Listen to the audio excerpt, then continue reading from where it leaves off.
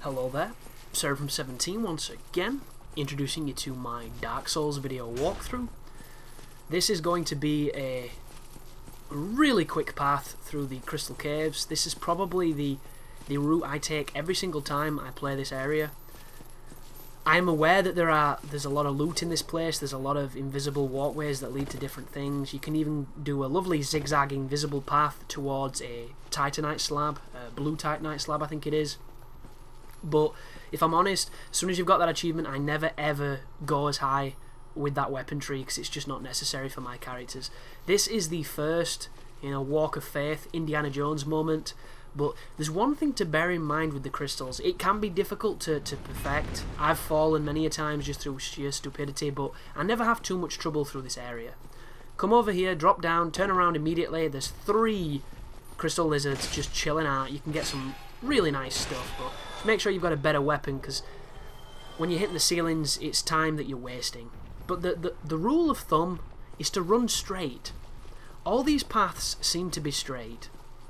The only problem is, with no bearings of ground and a kind of misty, foggy environment, sometimes you don't realise you're straying and you'll fall.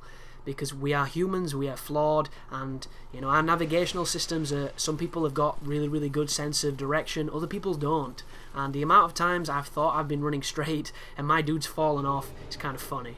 But over here is the soul of a hero, but be very careful. When you pick it up, you will aggro the moonlight butterfly. The cool thing is, if you run all the way into this... Look at that. Motherfucker. That is the first time I have ever been hit by an attack by the moonlight butterfly in that room.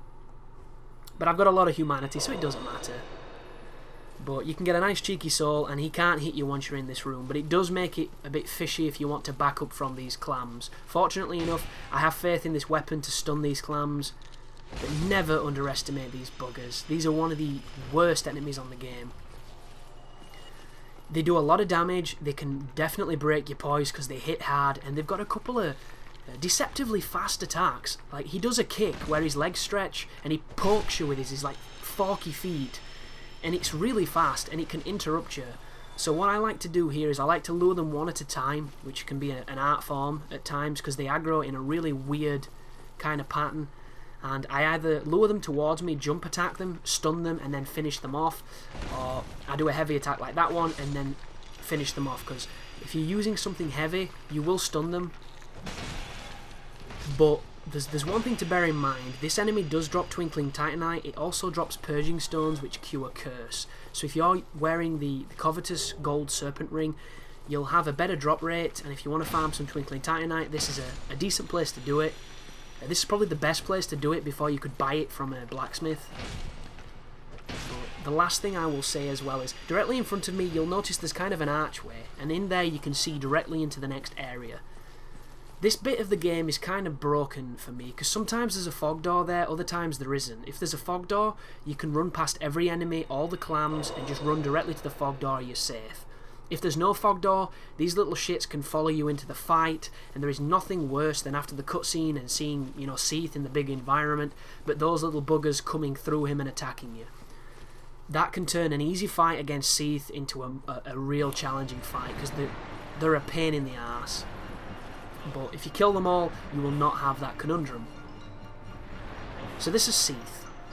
And Seath is blind, so you've kind of got to, intentionally make him attack. And what I do here, which is the strategy everybody does, is if you wait near the crystal, you can lure him into doing an attack, and he will hit the crystal, which then stuns him and enable you to get a couple of free shots off. The only problem is, it took him ages to hit the crystal, and I don't think he fully killed it, and that's my fault, because I didn't stand next to it long enough. So what you want to do is, usually Seath is much more merciless, and he'll attack much faster than he did in this run.